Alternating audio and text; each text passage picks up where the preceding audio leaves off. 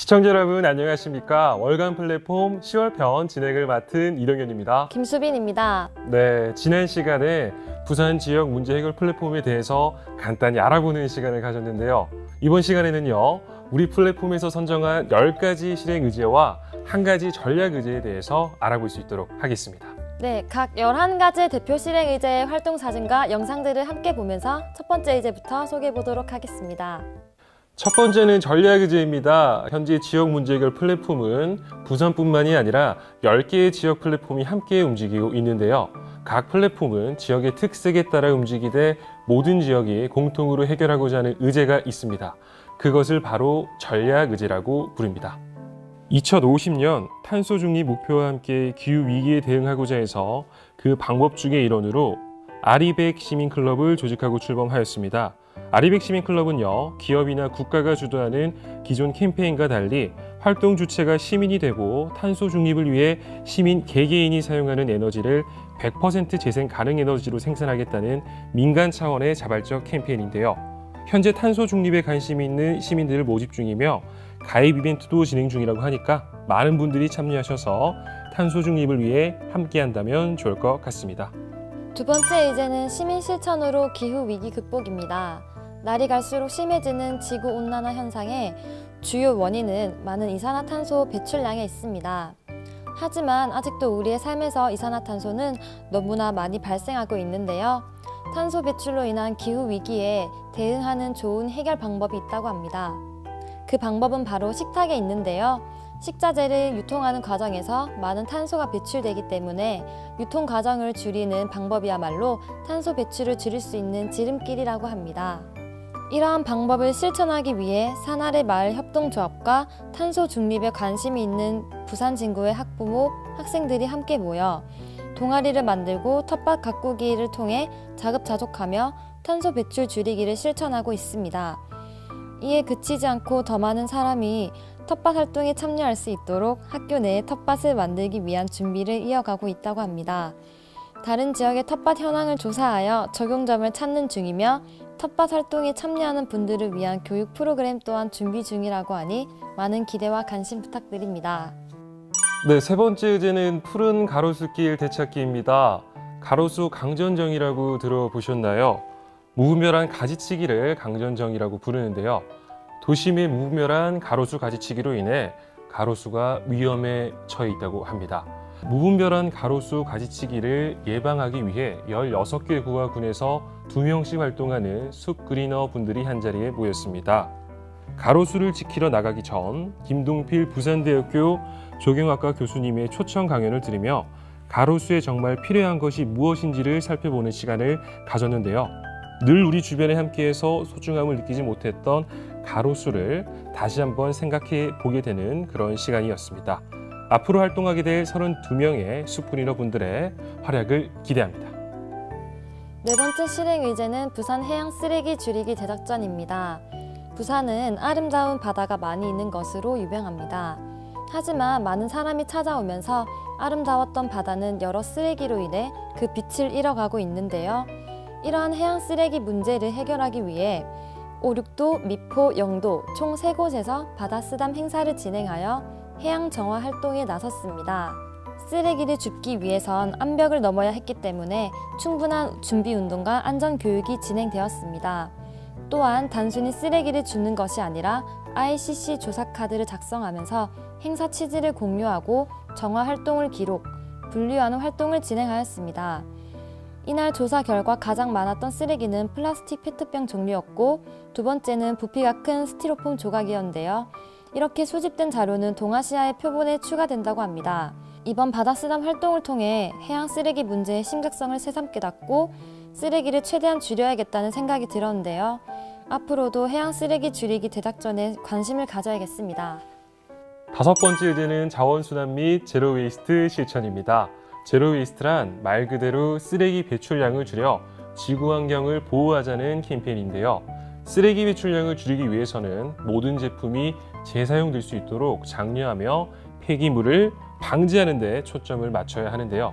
이러한 활동을 실천하기 위해 찾아가는 자원순환 가게를 운영하기로 했습니다. 자원순환 가게는 재활용품을 가져오면 보상을 주는 가게인데요. 가져온 재활용품이 쓰레기가 아니라 여러 가지로 활용될 수 있는 자원이라는 점을 알려주기 위해 다양한 퀴즈와 스탬프 이벤트도 진행했다고 합니다. 자원순환 가게만 운영하는 것이 아니라 용기 내 챌린지의 일환으로 부산에 있는 친환경 가게들의 위치를 담은 지도를 만들어서 부산의 무포장 가게와 용기를 포장할 수 있는 가게 또한 소개하기 위해 계획 중이라고 하는데요.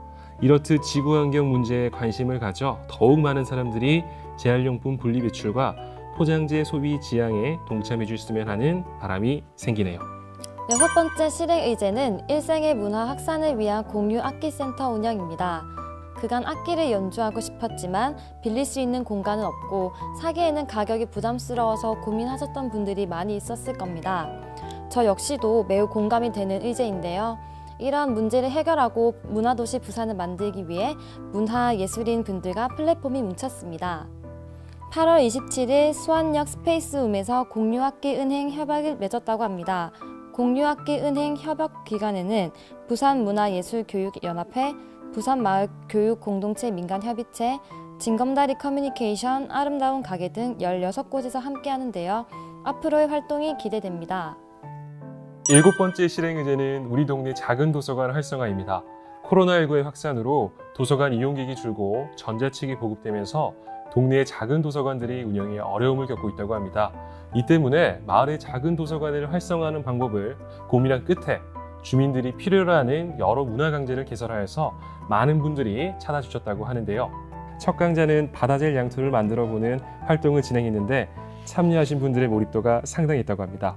캔들 만들기에 참여하신 분들이 도서관 회원에 등록하여 책을 대여해가는 등 문화 강좌 효과가 바로 나타났다고 합니다.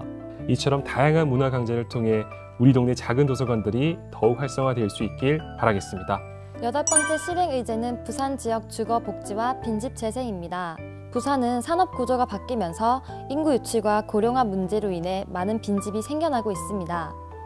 사람이 살지 않은 많은 집은 많은 문제를 일으키는데요. 사람들이 쓰레기를 함부로 버리게 되면서 동네 환경이 나빠지고 그로 인해 도시 흉물로 자리 잡게 되기도 하고 방치되고 있는 환경이라 빈집이 범죄의 현장으로 이용되는 경우도 더러 생긴다고 합니다. 이러한 빈집 문제를 해결하기 위해 부산도시공사와 청개구리 사회주택이 만났다고 합니다. 모두가 빈집 문제를 걱정하고 이야기하는 자리, 부산 빈집은행 네트워크를 만들어 빈집을 둘러싼 해결 주체들의 공감대를 형성해 보기로 했습니다. 또한 빈집에 대한 더욱 많은 사람의 생각을 들어볼 필요가 있다고 판단하여 빈집 문제를 공론화하는 토론회가 11월 3일 오후 2시에 부산 시민운동지원센터에서 개최됩니다. 토론회는 온라인으로도 만나볼 수 있다고 하니 관심 있으신 분들은 토론회에 참가해보는 것도 좋을 것 같습니다. 아홉 번째 실행 의제는 안전한 부산의 밤길 되찾기입니다. 대연동 원룸 살인사건, 덕천역 교제 폭력 사건 등 여성을 노리는 범죄가 증가하는 가운데 모두가 안전한 밤길을 만들기 위해 마을 안전을 모니터링하는 밤길 원정대가 만들어졌다고 합니다. 10월 15일부터 11월 15일까지 한 달 동안 주로 원룸이 모여있는 부산 남구 일대의 낮과 밤의 모습을 비교하고 안전에 필요한 장치는 무엇인지 확인하는 시간을 가지기로 했습니다. 부산의 안전한 밤길을 만들기 위해서 여러 기관도 힘을 모으기로 했는데요. 6개의 공공금융기관과 남구청, 남부경찰서가 협조하여 범죄를 예방하는 스마트 CCTV를 설치하는 등 시민 안전 확보를 위한 안전 인프라 구축 사업에 협약했다고 합니다. 밤길 원정대에 함께 만드는 안전한 부산, 많은 관심과 참여 부탁드리겠습니다. 공공기관 이용이 어려운 장애인에게 필요한 것은 무엇일까요? 코로나19 시대를 겪고 있는 현재 점자 패치를 엘리베이터에 부착하거나 공공기관 구내 식당에 점자 메뉴판을 만들어보면 어떨까요? 10번째 실행 의제는 배리어 프리 문화 조성을 위한 웰컴 가게 프로젝트입니다. 의제 실행을 위해 지난 10월 18일 백스코에서 장애 공감 교육을 열었습니다. 시설 종사자들과 직원이 함께 참여했는데요. 장애인들이 기관을 방문했을 때 설명하는 방법과 예절 등을 배우고 특히 시각장애인의 어려움에 공감하는 시간을 가졌다고 합니다. 눈을 가리고 강사님의 설명에 따라 소리만 듣는 활동을 하는 시간을 가지며 시각장애인이 겪고 있는 상황을 이해하는 시간을 가졌는데요. 직접 체험해보니 장애인을 만나는 것과 이해하는 것에는 큰 차이가 있었다고 합니다. 앞으로도 배리어 프리 문화에 많은 사람들이 관심을 가져서 공공기관뿐만 아니라 모든 곳에서 장애인도 쉽게 접근할 수 있도록 공감하고 배려하는 문화가 조성되었으면 좋겠습니다. 마지막 실행 의제는 노인 일자리의 문제점과 개선 방안 마련입니다.